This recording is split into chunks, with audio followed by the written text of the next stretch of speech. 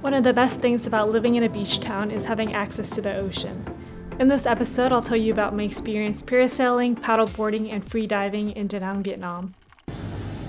Hi! This feels so awkward. So today we are about to go parasailing for the first time. It'll be the first time for both of us.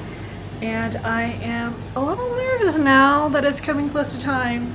But we've been seeing people parasail every time we go to the beach, and it looks kind of fun. And they've all survived, it seems, so. Yeah.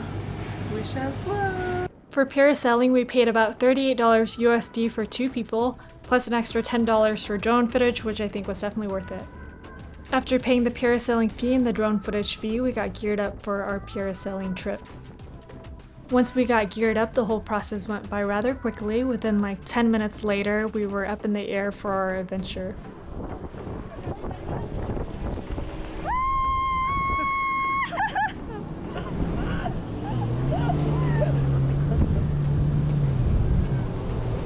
Kind of at an awkward angle, so there we go. We did it! We did it!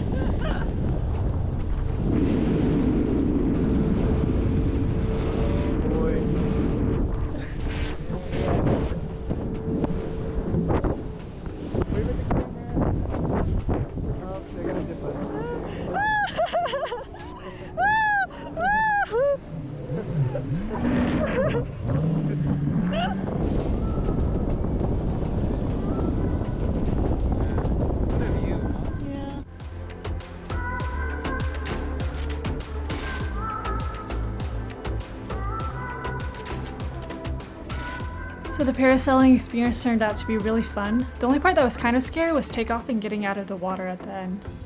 Overall, I would definitely recommend the parasailing experience in Da Nang if you've been curious to try it, or if you've done it before and just want to do it again. It felt pretty safe and well run. Another fun water sport we did was paddleboarding. We paid about $15 to rent 2 paddleboards on a Monday, and the most popular spot to do this is on Mont Thai Beach. That's where you'll find a lot of the paddleboard rental shops.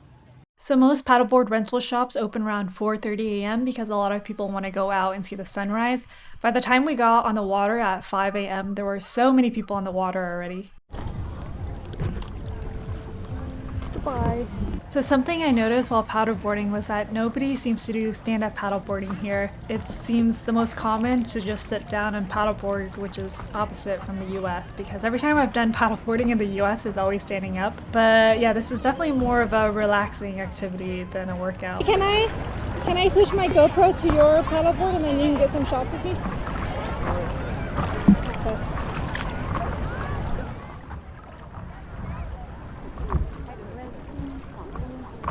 Okay.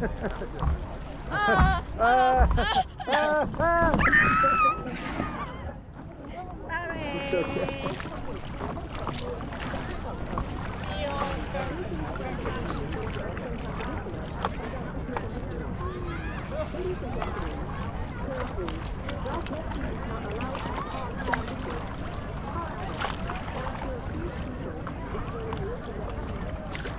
So if you paddleboard out far enough, you'll see a reef, and you can probably figure out where this reef is just by seeing where a lot of people are heading towards.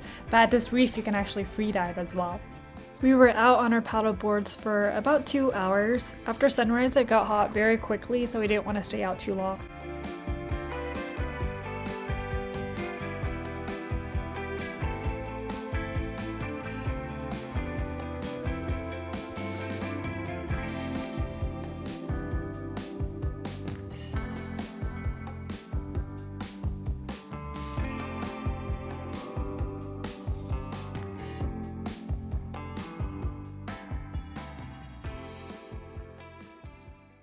A few days after paddleboarding, I woke up early again to head to Mont Thai Beach to go free diving. So a bit past the paddleboard rental shops, you can find some freediving tours. These tours will generally give you a crash course in freediving and then take you out to the shallow reef to do a fun dive and to get some photos. However, I didn't go on one of those freediving tours, so I can't tell you whether I recommend them or not. Since I have been working on actually getting certified in freediving, I reached out to a certified instructor in Da Nang to help me pass my freediving course. I actually started my freediving course in the Canary Islands last year, but unfortunately didn't pass due to equalization issues, so I still had to complete all of my open water skill requirements. In this clip, I'm doing free immersion to a depth of 33 feet. Free immersion is when you descend along a vertical guide rope using only your arms.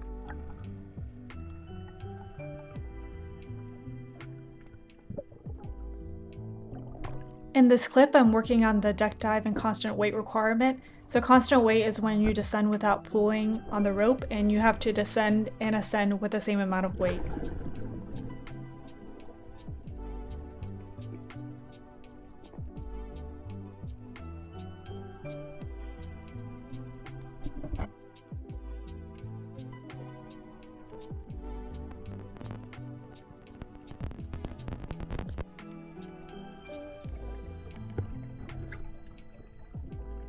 Another skill I had to pass was rescue. I was honestly most nervous for this one because I would have to push the instructor out of the water, all while holding my breath, and then simulate a rescue once I got him on top of the floaty.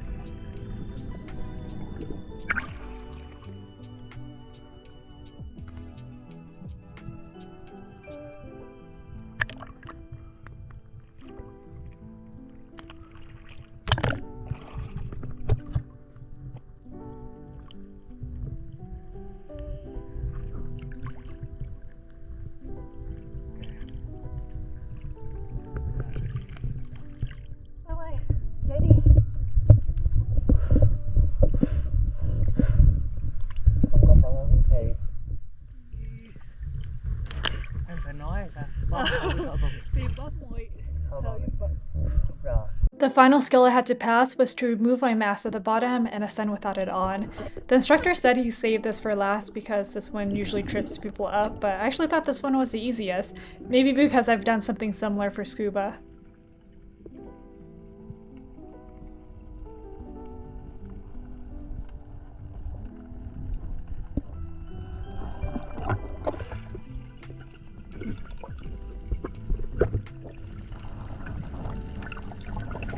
After an hour in the ocean, I finally passed my SSI level 1 freediving course, which I'm so happy about because at this point I had done like 4 extra open water sessions.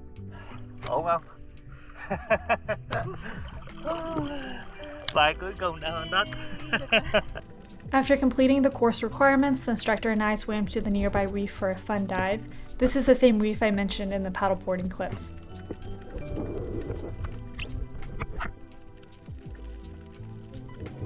As you can see, the visibility was not great, but it was still a fun dive. This was actually my very first fun dive, because all the other times I've gone freediving was just going up and down the rope. Sadly, I didn't really see that much marine life, but I did see this blue starfish, which I thought was pretty cool. So I paid about $100 for my 2 freediving coaching sessions. It's probably cheaper if you just do one of those crash courses that you can find along the beach. But yeah, that's all for this time. See you in the next video.